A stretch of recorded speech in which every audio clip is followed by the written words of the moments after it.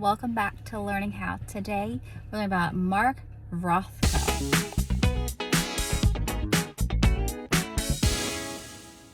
Rothko was born in Latvia in 1903. This is when Latvia was still part of the Russian Empire. His father's name was Jacob, and he was a pharmacist.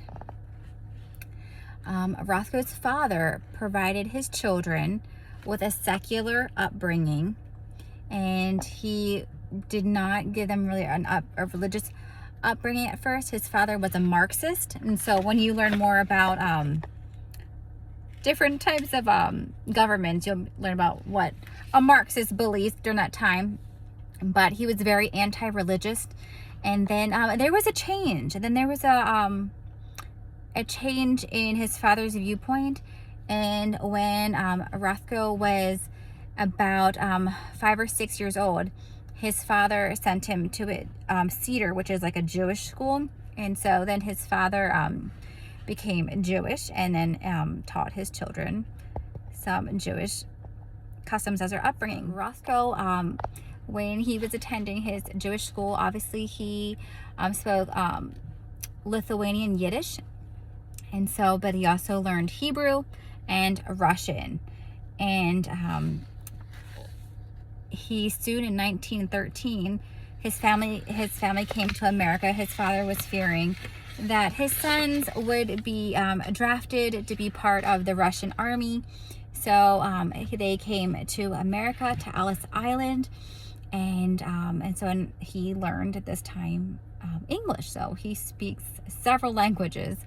And so his family came to Ellis Island in 1913, like I said, but then they then ventured to Portland, Oregon, which is all the way across the country, to meet family that they had that was already there. Soon after Rothko's family moved to America, his father died from colon cancer, and it left his family without economic support. Rothko's mother, to be able to help make ends meet, she operated a cash register for a store, and Mark went to his uncle's warehouse, where he helped out around there, and he sold newspapers to employees.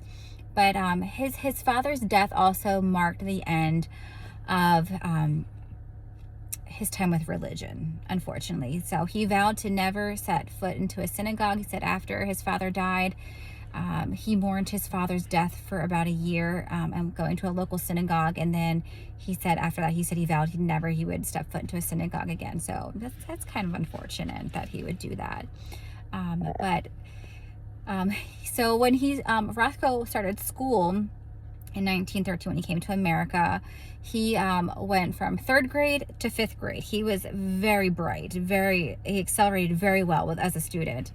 And so then he went to high school, and then he graduated and moved on. But he said his father, he was very much so like his father, that he was very passionate about political issues, and that he was specifically very passionate about workers' rights, so how workers were treated. He was very passionate about that. After high school, Rothko went to New York City, where he pursued art. And in 1949, Rothko was introduced to a new contemporary format for this time. And so he began his career where he would make vertical lines on paper. And so there's a lot to this art. It doesn't look like, oh, I'm just gonna throw some boxes on a paper, but the people were saying that when you see the artwork up close, it has a certain luminosity to it. And so that he was experimenting with color and how it appeared. So like it's like the sheen that it gives, and like the texture. And also he was very much experimenting with color and how you can improve upon that color. And so I know, like, on like a phone or a computer, as you're seeing this, you'll be able to see some of his pieces of artwork, and it probably really doesn't do it justice, these artwork that he did. But you're gonna take a peek at see some of them that he did, and we're gonna talk more about that in a moment. So take a peek.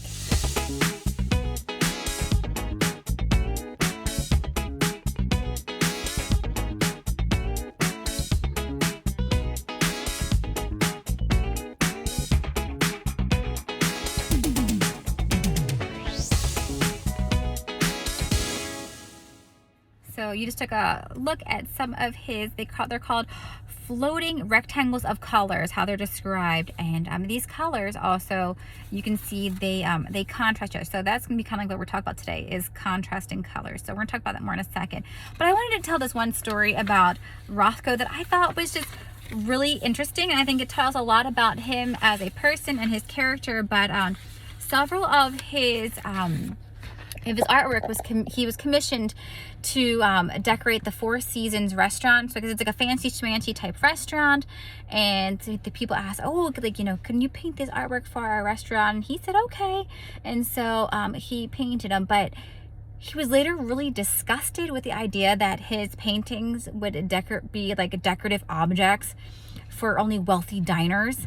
And so he refunded all the money that he received for this commission, and instead he donated the paintings to museums.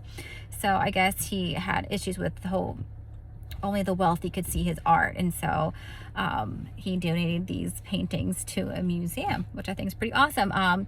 The museum, I think, then there's a whole bunch of story behind it, but basically they had to be updated, these paintings. And so the Harvard mural series then gifted these paintings to the dining room at Harvard Smith Campus Center. So I guess if you are going to Harvard and you're gonna go to the Smith campus, then you can see them in the dining hall. So I guess that told me they did end up being artwork for people dining, but at least I guess college students get to see this. We're continuing with our design elements, or elements of design with color, and last week we talked about color, and so this week we're also going to be talking about color, but we're talking about a different aspect of color this week. We are going to be looking at a color wheel, and we're going to be actually I'm going to show you a picture of a color wheel real quick, just so you know what I'm talking about when I say color wheel.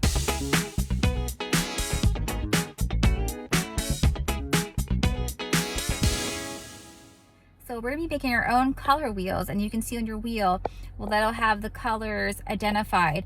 And we're going to be making our own awesome art murals of floating rectangles, except for you get to choose the colors that you want. There's an exception. You can choose like 2 or 3 colors, but at least 2 of those colors have to be opposites on the color wheel. So we learned on our color wheel that the circle that goes around, that the colors that are opposite each other, so here's like the circle, here's your circle, so the colors that are on one side complement the ones that are across the wheel from each other. So not the ones that are next to each other on the wheel, but the ones that go across are the ones that are complementing each other. So like blue and yellow can complement, and like red and green complement each other. So you get to choose at least 2 of the colors on for your floating rectangles have to be complementary colors. So that's the one rule that it has to be. So you can choose like 2, 3 colors for your floating rectangles, but at least 2 of those have to be complementary colors. So